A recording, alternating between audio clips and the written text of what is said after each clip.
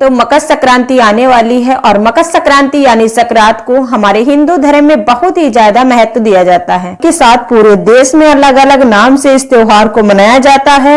इस दिन से सूर्य दक्षिणायन से उत्तरायण हो जाते हैं और यह माना जाता है कि उत्तरायण का जो काल होता है वो देवताओं के दिन माने जाते हैं। आप सभी जानते हैं कि जब ये उत्तरायण आरंभ हो जाते हैं तो ऐसा कहा जाता है कि देवताओं के दिन शुरू हो गए हैं और जब दक्षिणायन का समय आता है तो उसे देवताओं की रात्रि माना जाता है। शास्त्रों में उत्तरायण को बहुत ही अधिक महत्व दिया जाता है और कहा जाता है कि जो भी व्यक्ति उत्तरायण में अपने शरीर का त्याग करते हैं वह कभी भी लौटकर वापस इस धरती लोक पर नहीं आते हैं, उनका पुनर्जन्म कभी नहीं होता। इसीलिए भीष्म पितामह ने इंतजार किया उत्तरायण का और जब उत्तरायण का समय आया मकर संक्रांति के दिन ही उन्होंने अपने शरीर का त्याग किया और तब तक वे बाणशैया पर ही लेटे रहे। तो यह दिन भी बहुत महत्वपूर्ण होता है दोस्तों। स्नान करने के लिए, दान करने के लिए भी धर्म करने के लिए इस दिन को यानी कि मकर संक्रांति के दिन को सर्वश्रेष्ठ माना जाता है। पौराणिक मान्यताओं के अनुसार मकर संक्रांति के दिन भी भगवान सूर्य देव अपने पुत्र शनि से मिलने उनके घर जाते हैं। या पर्व पिता और पुत्र के अनोखे मिलन से भी जुड़ा हुआ है। पौराणिक कथा के अनुसार जब सूर्य देव पहली बार पत्नी छाया और अपने बेटे शनि से मिलने उनके घर आए तो शनि देव ने काले तिल से उनका स्वागत किया और फिर भगवान सूर्य देव ने प्रसन्न होकर अपने पुत्र को आशीर्वाद दिया कि जब भी मैं मकर राशि में प्रवेश करूंगा और जो लोग भी इस दिन मुझे काले तिल अर्पित करेंगे उनके जीवन में सुख समृद्धि आएगी, उनका घर धन धान्य से भर जाएगा। मकर शनि की राशि है, यही वजह है कि मकर संक्रांति बहुत ही महत्वपूर्ण मानी जाती है। जिस दिन भगवान सूर्य देव धनु राशि से निकलकर मकर राशि में प्रवेश करते हैं उसी दिन मकर संक्रांति मनाई जाती है। तो यह शंका बनी रहती है कि इस बार मकर संक्रांति कब है, 14 जनवरी को या फिर 15 जनवरी को। तो हर प्रकार के कंफ्यूजन दूर करते हुए मैं आपको बता देती हूँ कि इस साल 2025 में 14 जनवरी को ही मकर संक्रांति का यह महापर्व मनाया जाएगा। आज की इस खास वीडियो में मैं सभी जानेंगे कि मकर संक्रांति के दिन का पुण्यकाल क्या होगा और महापुण्यकाल का समय क्या होगा।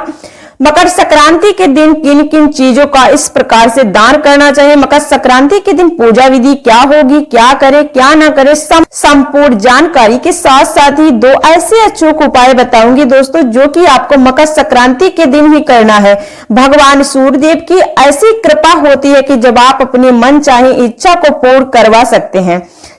मकर संक्रांति को दान और स्नान का दिन माना जाता है और मकर संक्रांति के दिन किया गया दान हमें अनंत गुना फल देता है। इसीलिए मकर संक्रांति के दिन दान करना बहुत ही शुभ माना जाता है। सभी लोग अपने अपने सामर्थ्य के अनुसार कम या ज्यादा दान जरूर करते हैं। मकर संक्रांति को 14 अंक का विशेष महत्व होता है। तो मकर संक्रांति के दिन जब हम दान करते हैं तो 14 की संख्या में चीजों का दान करना बहुत शुभ माना जाता है। इसीलिए संक्रांत के दिन 14 की संख्या में चीजों का दान विशेष रूप से किया जाता है। तो आज की इस वीडियो में हम देखेंगे कि मकर संक्रांति के दिन आप कौन कौन सी चीजें 14 की संख्या में बांट सकते हैं। तो साथ में यहां भी जानेंगे कि अगर इस मकर संक्रांति से आप दान करने की शुरुआत कर रहे हैं तो शुरुआत आपको किन चीजों से करनी है। संक्रांत पर अगर आप पहली बार चीजें दान करने की शुरुआत करने जा रहे हैं तो फिर आप शुरुआत नारियल से करें या नारियल बांटना बहुत ही शुभ माना जाता है। तो आप इस तरह से 14 नारियल बांट सकते हैं। आप चाहें तो जटा वाला हो या 14 पूजा वाले नारियल ले लें या फिर सूखे जिसे गोले कहते हैं, खोपरा भी बोला जाता है। तो नारियल भी आप 14 की संख्या में ले सकते हैं, बांट सकते हैं।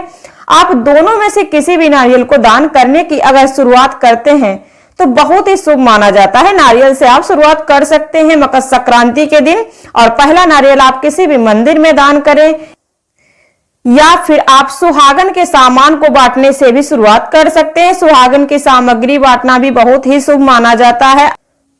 ऐसा कहा जाता है कि इससे हमारे सुहाग में बढ़ोतरी होती है। तो आप देखिए चूड़ियां ले सकते हैं या फिर सिंदूर दानी ले सकते हैं। आप 14 सिंदूर की डिब्बी ले लें, उन्हें सुहागिनों में बांट सकते हैं इससे। और आप इस तरह से बिंदी के पत्ते भी ले सकते हैं। 14 आप बिंदी के पत्ते ले सकते हैं और इसके अलावा देखिए 14 मेहंदी की जो कोने आती हैं मेहंदी लगाने वाली हाथ पर, उसे भी आप बांट सकते हैं। सो अगर आप चूड़ियों की डिब्बी देना चाहते हैं तो 14 दर्जन चूड़ियों की डिब्बी भी ले सकते हैं। और आप चाहें तो 16 श्रृंगार जो 14 की संख्या में वही दुकान से ही बनवाकर भी बांट सकते हैं, या फिर आप घर पर ही पूरा सामान लेकर आए और इस तरह से 14 पोटली लें और उन पोटलियों में कम से कम 5-5 सुहागिन सामग्री डाल दें, जिसमें आप मेहंदी, बिंदी और चूड़ियां, तेल, कंगा, शीशा जो भी आप डालना चाहें, लेकिन कम से कम 5 सुहागिन की सामग्री आप जरूर इनमें डालें। और आप चाहें तो कागज के 14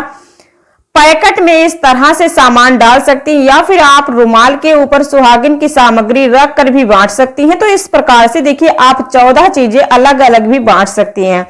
14 बिंदी के पत्ते, 14 मेहंदी के कीप, 16 श्रृंगार की जो 14 पिटारियां बनाकर बांट सकती हैं। इसके अलावा आप कम से कम 5 चीजें 14 जगह रख कर भी बांट सकती हैं। अब देखिए बर्तन बांटना भी एक बहुत ही अच्छा प्लान होता है। आप चाहें तो 14 तरह की स्टील की कटोरियां ले सकते हैं, या फिर आप इस तरह से 14 स्टील के गिलास ले सकते हैं।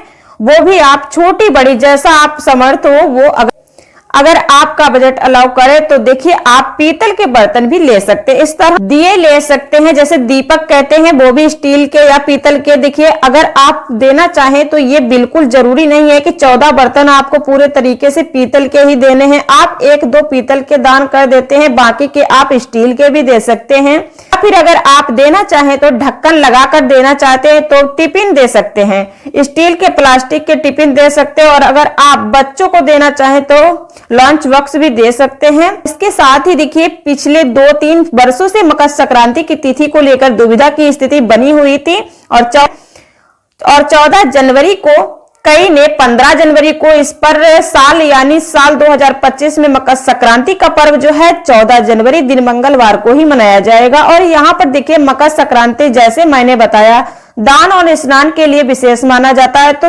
लोटा, टॉवल या चीजें भी आप दान कर सकते हैं। इस तरह से 14 आप मग ले सकते हैं जो दान कर सकते हैं। इसमें से भी आप अगर कुछ डालना चाहें खाने पीने की वस्तु तो वो भी डाल सकते हैं, क्योंकि मग्गा में जो है ये नए ही होते हैं, कोई दिक्कत नहीं है, कोई दिक्कत वाली बात नहीं। इसमें खाने पीने की जो सामग्री होती है वो डाल सकते हैं। इसके अलावा देखिए अगर आप देना चाहें तो इस तरह से ऊनी कम्बल दान कर सकते हैं। ऊनी कम्बल दान करने से हमारी कुंडली में राहु जो दशा होती है वो अच्छी हो जाती है।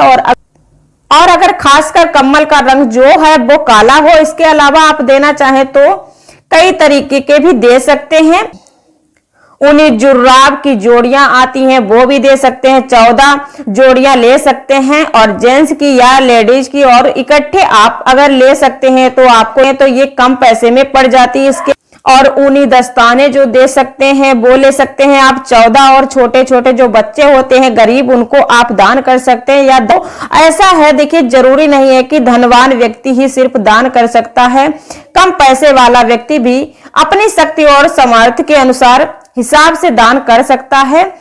देखिए अगर आप कम खर्च करना चाहते हैं और वस्त्र भी दान करना चाहते हैं तो रुमाल जो है वह भी एक बहुत अच्छी वस्तु है। इस तरह से मोटी हैंगिंग भी आती है, वह आप दान कर सकते हैं। और 14 की संख्या में। तो इसके अलावा देखिए पूजा पाठ के कई आइटम होते हैं जिसे आप बांट सकते हैं, जैसे कलावे 14 ले लें, आप उसको भी बांट सकते हैं। और आप कुछ देना चाहते हैं तो आप साड़ियां भी ले सकते हैं, 14 तरह की साड़ियां इकट्ठी आप ले सकते हैं, वो भी आप जो है दान में दे सकते हैं। साथ ही साथ आपको कुछ खाने पीने का सामान भी जरूर देना चाहिए। दक्षिणा से होता है क्या, अगर दान में हमारी कोई कमी होती है तो